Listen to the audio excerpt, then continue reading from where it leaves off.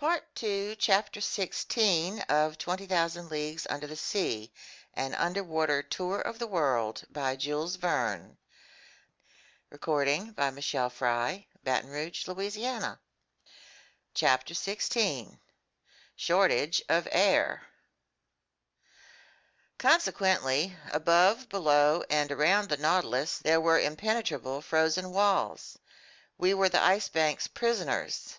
The Canadian banged the table with his fearsome fist. Conseil kept still. I stared at the captain.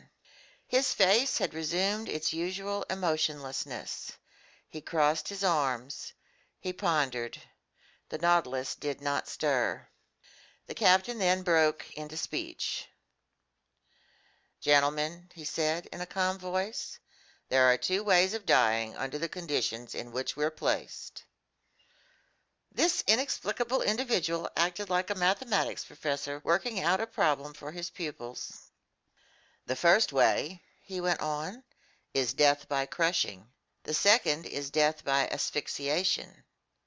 I don't mention the possibility of death by starvation, because the Nautilus's provisions will certainly last longer than we will. Therefore, let's concentrate on our chances of being crushed or asphyxiated." "As for asphyxiation, Captain," I replied, "that isn't a cause for alarm, because the air tanks are full." "True," Captain Nemo went on, "but they'll supply air for only 2 days. Now then, we've been buried beneath the waters for 36 hours, and the Nautilus's heavy atmosphere already needs renewing. In another 48 hours, our reserve air will be used up." "Well then, Captain, let's free ourselves within 48 hours." "We'll try to, at least, by cutting through one of these walls surrounding us." "Which one?" I asked. "Borings will tell us that. I'm going to ground the Nautilus on the lower shelf. Then my men will put on their diving suits and attack the thinnest of these ice walls." "Can the panels in the lounge be left open?" "Without ill effect. We're no longer in motion." Captain Nemo went out. Hissing sounds soon told me that water was being admitted into the ballast tanks. The Nautilus slowly settled and rested on the icy bottom at a depth of 350 meters, the depth at which the lower shelf of ice lay submerged. "My friends," I said, "we are in a serious predicament, but I'm counting on your courage and energy." "Sir," the Canadian replied, "this is no time to bore you with my complaints. I'm ready to do anything I can for the common good." "Excellent, Ned," I said, extending my hand to the Canadian. "I might add," he went on, "that I'm as handy with a pick as a harpoon. If I can be helpful to the captain, he can use me any way he wants." "He won't turn down your assistance. Come along, Ned." I led the Canadian to the room where the Nautilus's men were putting on their diving suits. I informed the captain of Ned's proposition, which was promptly accepted. The Canadian got into his underwater costume and was ready as soon as his fellow workers. Each of them carried on his back a Roqueyrol device that the air tanks had supplied with a generous allowance of fresh oxygen, a considerable but necessary drain on the Nautilus's reserves. As for the Ruhmkorff lamps, they were unnecessary in the midst of these brilliant waters saturated with our electric rays. After Ned was dressed, I re-entered the lounge, whose windows had been uncovered. Stationed next to Conseil, I examined the strata surrounding and supporting the Nautilus. Some moments later, we saw a dozen crewmen set foot on the shelf of ice, among them Ned Land, easily recognized by his tall figure. Captain Nemo was with them. Before digging into the ice, the captain had to obtain borings to ensure working in the best direction. Long bores were driven into the side walls, but after 15 meters the instruments were still impeded by the thickness of those walls. It was futile to attack the ceiling, since the surface was the ice bank itself, more than 400 meters high. Captain Nemo then bored into the lower surface. There we were separated from the sea by a 10-meter barrier. That's how thick the iceberg was. From this point on, it was an issue of cutting out a piece equal in surface area to the Nautilus's waterline. This meant detaching about 6,500 cubic meters to dig a hole through which the ship could descend below this tract of ice. Work began immediately and was carried on with tireless tenacity. Instead of digging all around the Nautilus, which would have entailed even greater difficulties, Captain Nemo had an immense trench outlined on the ice 8 meters from our port quarter. Then his men simultaneously staked it off at several points around its circumference. Soon their picks were vigorously attacking this compact matter, and huge chunks were loosened from its mass.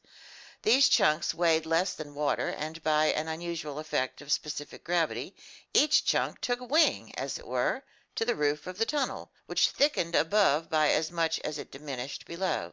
But this hardly mattered so long as the lower surface kept growing thinner.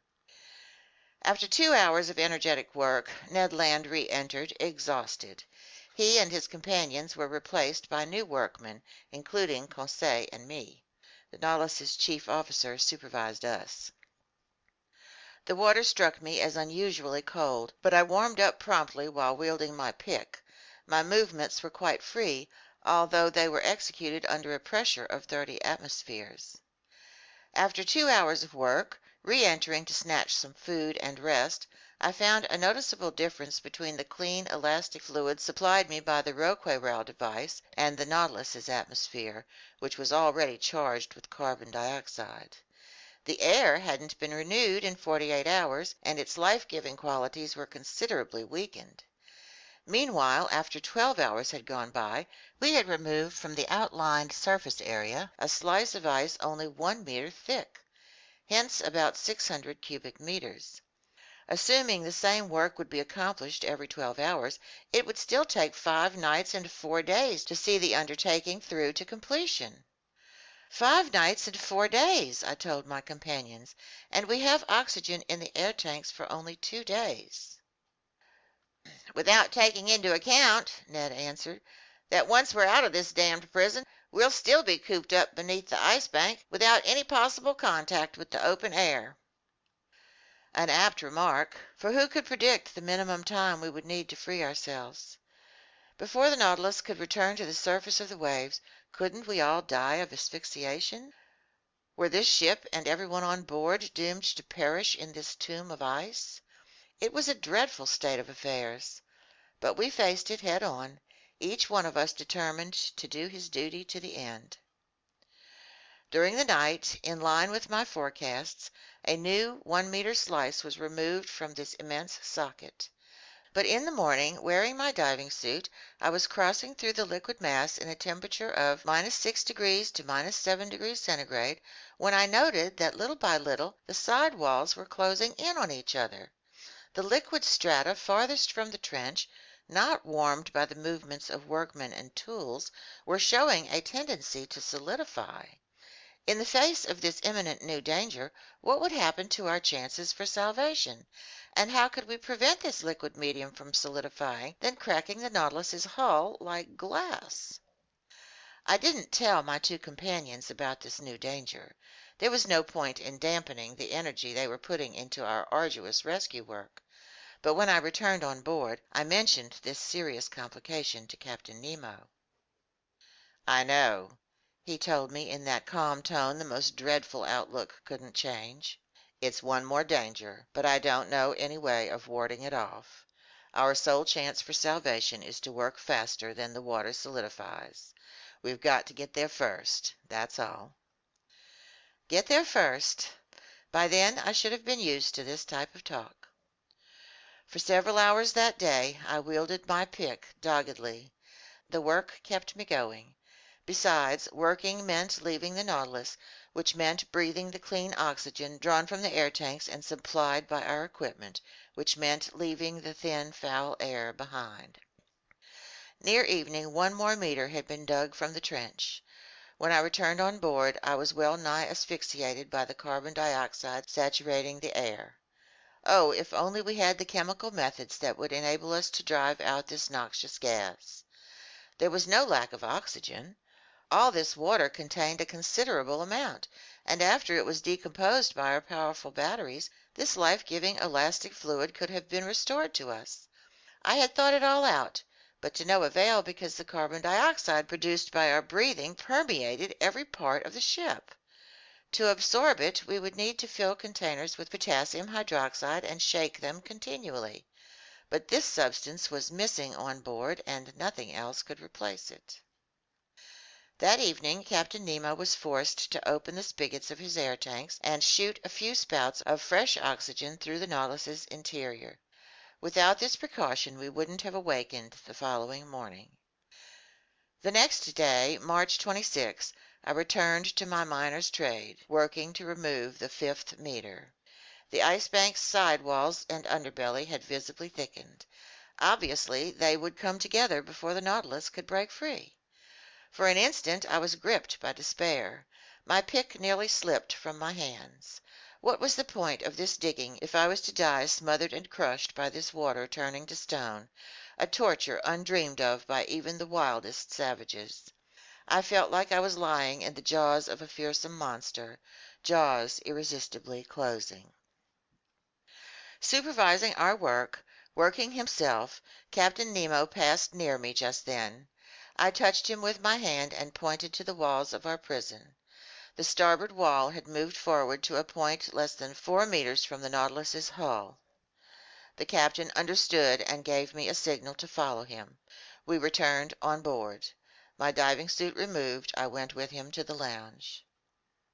"Professor Aronnax," he told me, "this calls for heroic measures, or we'll be sealed up in this solidified water as if it were cement." "Yes," I said, "but what can we do?" "Oh," he exclaimed, "if only my Nautilus were strong enough to stand that much pressure without being crushed." "Well?" I asked, not catching the captain's meaning. "Don't you understand," he went on, "that the congealing of this water could come to our rescue? Don't you see that by solidifying it could burst these tracts of ice imprisoning us, just as its freezing can burst the hardest stones? Aren't you aware that this force could be the instrument of our salvation rather than our destruction?"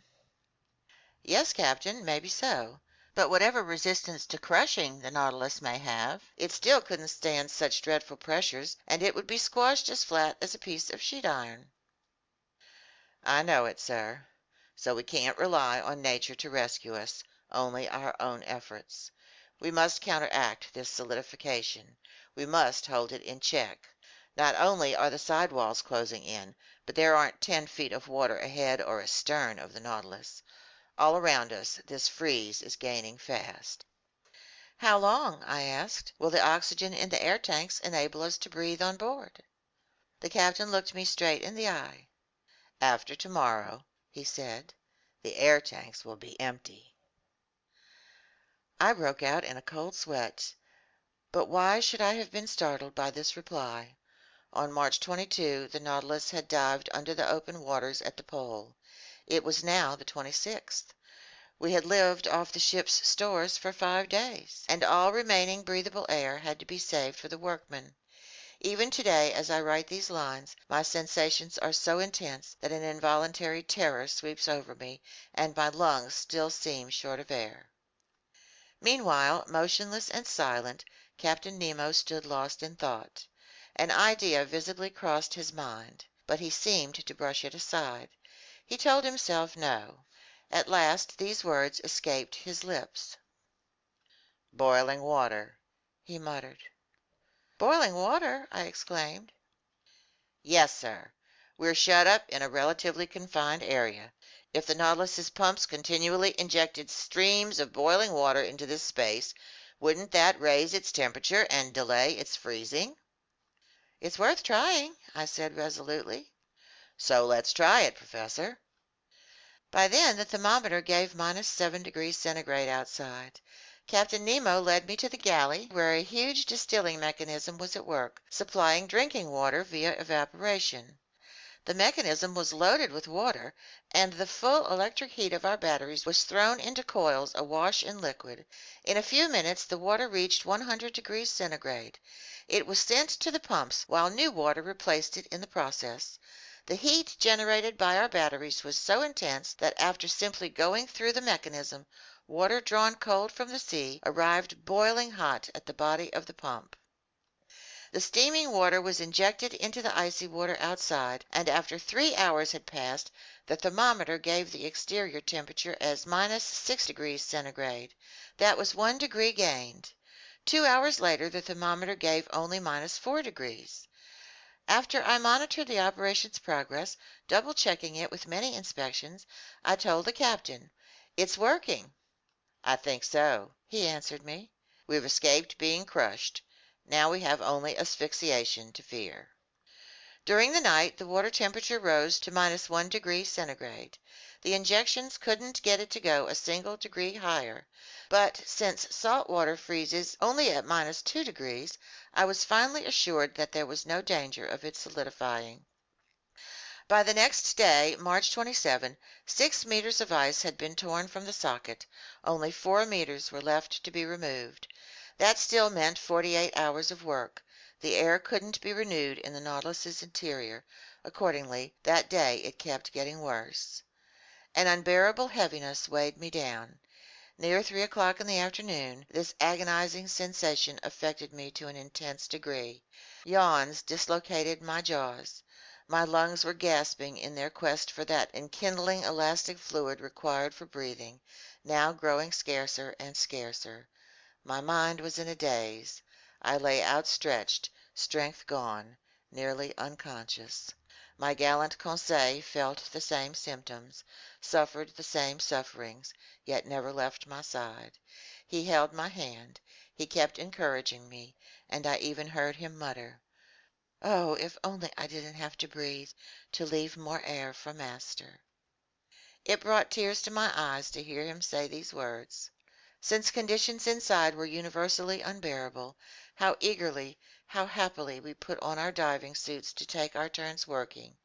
Picks rang out on that bed of ice, arms grew weary, hands were rubbed raw, but who cared about exhaustion? What difference were wounds? Life-sustaining air reached our lungs.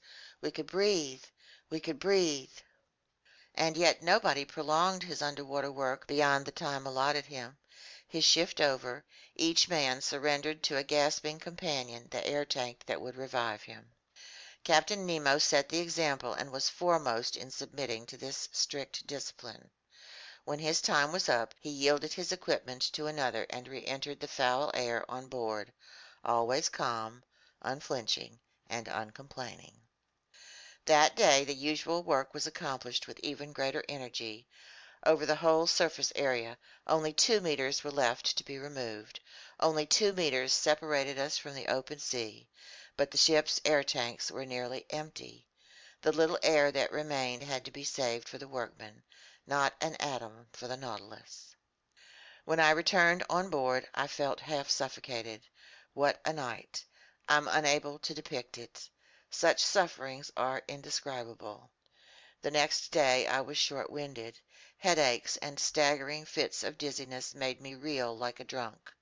My companions were experiencing the same symptoms.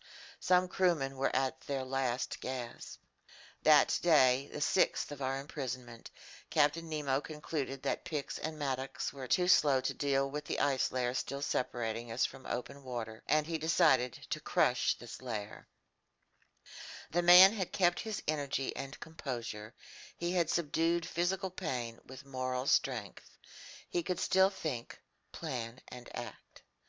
At his orders the craft was eased off. In other words, it was raised from its icy bed by a change in its specific gravity. When it was afloat, the crew towed it, leading it right above the immense trench outlined to match the ship's waterline. Next, the ballast tanks filled with water. The boat sank and was fitted into its socket. Just then the whole crew returned on board. The double outside door was closed. By this point the Nautilus was resting on a bed of ice only 1 meter thick, and drilled by bores in 1,000 places. The stopcocks of the ballast tanks were then opened wide, and 100 cubic meters of water rushed in, increasing the Nautilus's weight by 100,000 kilograms. We waited. We listened. We forgot our sufferings. We hoped once more. We had staked our salvation on this one last gamble. Despite the buzzing in my head, I soon could hear the vibrations under the Nautilus's hull. We tilted. The ice cracked with an odd ripping sound, like paper tearing, and the Nautilus began settling downward. "We're going through," Conseil muttered in my ear. I couldn't answer him. I clutched his hand. I squeezed it in an involuntary convulsion. All at once, carried away by its frightful excess load, the Nautilus sank into the waters like a cannonball, in other words, dropping as if in a vacuum. Our full electric power was then put on the pumps, which instantly began to expel water from the ballast tanks.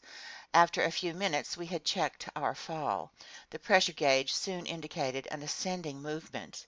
Brought to full speed, the propeller made the sheet iron hull tremble down to its rivets, and we sped northward. But how long would it take to navigate under the ice bank to the open sea? Another day? I would be dead first. Half lying on the couch in the library, I was suffocating. My face was purple, my lips blue, my faculties in abeyance. I could no longer see or hear. I had lost all sense of time. My muscles had no power to contract. I'm unable to estimate the hours that passed in this way, but I was aware that my death throes had begun. I realized that I was about to die. Suddenly I regained consciousness. A few whiffs of air had entered my lungs. Had we risen to the surface of the waves? Had we cleared the ice bank? No. Ned and Conseil, my two gallant friends, were sacrificing themselves to save me. A few atoms of air were still left in the depths of one Roquereau device. Instead of breathing it themselves, they had saved it for me, and while they were suffocating, they poured life into me drop by drop. I tried to push the device away. They held my hands, and for a few moments I could breathe luxuriously. My eyes flew toward the clock. It was 11 in the morning. It had to be March 28. The Nautilus was traveling at a frightful speed of 40 miles per hour. It was writhing in the waters. Where was Captain Nemo? Had he perished? Had his companions died with him? Just then the pressure gauge indicated we were no more than 20 feet from the surface. Separating us from the open air was a mere tract of ice. Could we break through it? Perhaps. In any event, the Nautilus was going to try. In fact, I could feel it assuming an oblique position, lowering its stern and raising its spur. The admission of additional water was enough to shift its balance. Then, driven by its powerful propeller, it attacked this ice field from below like a fearsome battering ram. It split the barrier little by little, backing up, then putting on full speed against the punctured track device, and finally, carried away by its supreme momentum, it lunged through and onto this frozen surface, crushing the ice beneath its weight. The hatches were opened, or torn off if you prefer, and waves of clean air were admitted into every part of the Nautilus. End of Part 2, Chapter 16.